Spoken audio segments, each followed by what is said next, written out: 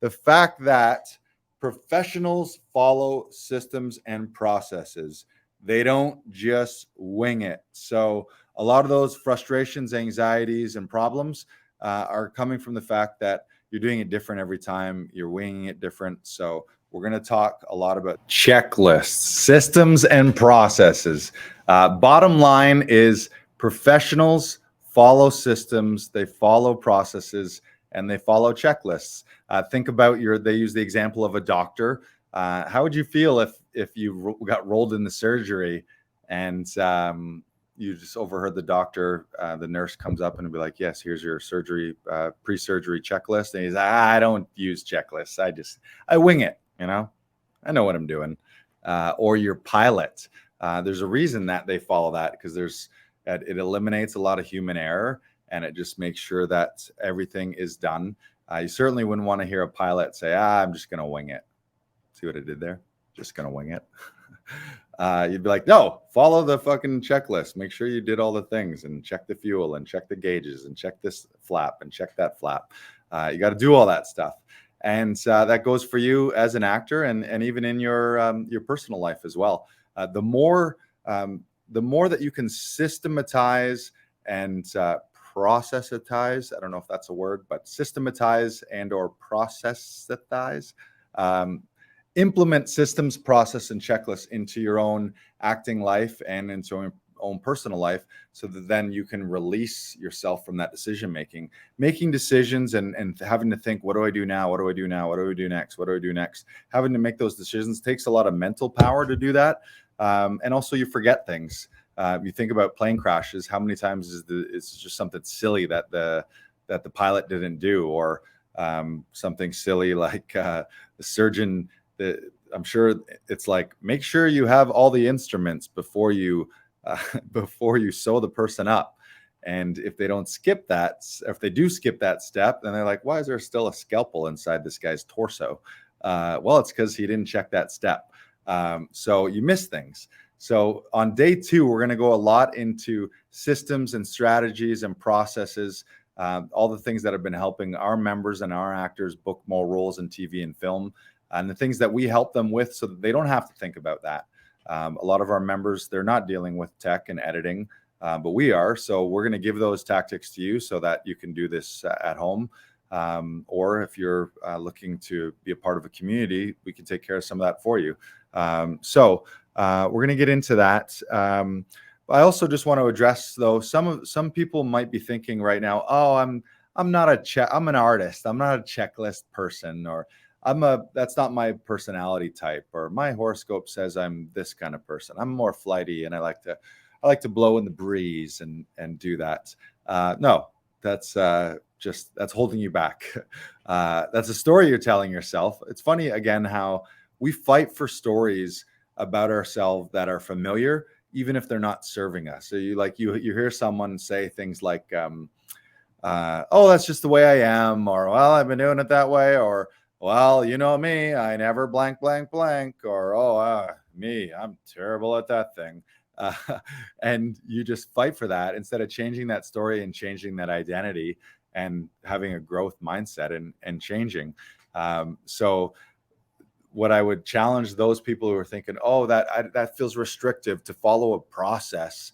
Also, think about a filmmaker. Think about a director. How would you feel if you were an actor on a production and they showed up with 400 crew, this massive budget, and the guy was like, okay, what do you think we do first? What scene do you want to shoot? Where do you want to shoot it? What camera are we going to use? What lens do you want to use? Should we light it? Wait a second, should you guys be wearing wardrobe?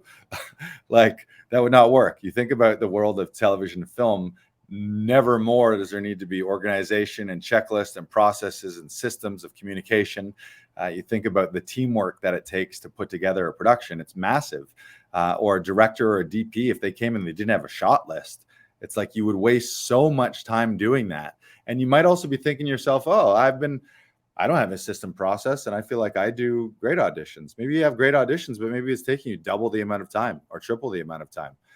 Certainly if you're spending it with family members, this is a big warning that I give everyone.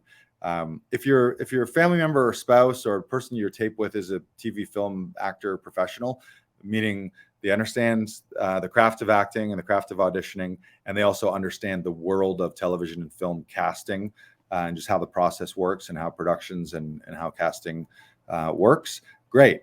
But if you're using a spouse or your brother or your sister or your kids or a neighbor or someone who has no idea about that world, even if they're well-meaning and maybe they're you lucked out and they're great readers, you got to ask yourself, every television production and every film production that you've ever seen on a big network or streaming or in theaters, it was with a professional crew and it was with a professional cast. They didn't just find a random guy and they were like, hey Doug, you mind grabbing camera here and putting this together? It's like, no, you're not using Doug, your neighbor. You're using a television and film professional. Now you don't have to, and that could still mean that like you'd be like, well, I got it done, but maybe you got it done in to double, triple the amount of time. So you're spending 4 hours in an afternoon setting up and dealing with things, and also that person, they don't know the ins and outs of the industry and won't have those directorial eyes. So if you're working with someone who's not a professional, then you got to ask yourself, what are you missing? Or what if I was working with another actor who spoke my language and could speak to me in acting and directorial terms rather than just giving me random thoughts and ideas that maybe aren't playable or aren't directionable, aren't actable. Or maybe you're getting in like weird cat fights with your husband or spouse. And it's like, if it's stressful for your family, it's like, if you have a spouse, God bless them for being supportive of you. But if they got to support you and they got to be your reader and cameraman and editor and all that, and they got to somehow coach them, it's like, let the professionals deal with that and then focus on your personal life with that person, unless they are in the business. And if they're in the business, then great, you lucked out because you got someone who knows what to do. So I'm just trying to smash some of those. Like, can you guys think of any other reasons why you wouldn't think a checklist or a system would be better than just winging it? Adam Daniel Mazet says, are you willing to endure the boring and tedious in order to achieve your promise? Yeah. And this applies to preparation. It applies to rehearsal. It applies to actually on the day when you're shooting. It applies to after the audition. Much in the same way, like I love to use sports analogies.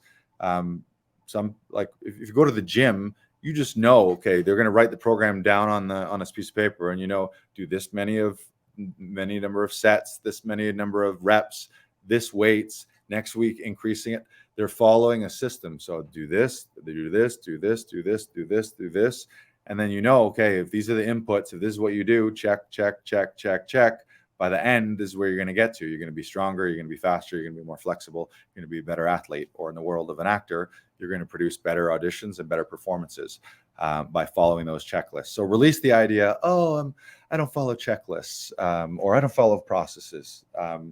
What it will do, having the discipline of systems and process and repeatable, actionable items, so that when you get an audition, it's just on, baby, and you're just boom, boom, boom, boom, boom, until at the end you have this brilliant performance that you can be proud of.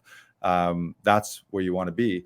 And when you have that process, it frees you up to then play. If you're the type of person who is like, oh, I got to be freewheeling and I'm more intuitive, that's all amazing. And as an artist, you want to be that way. And in the room between action and cut, it is supposed to be in the moment. You're just there now. You're not thinking about systems and processes.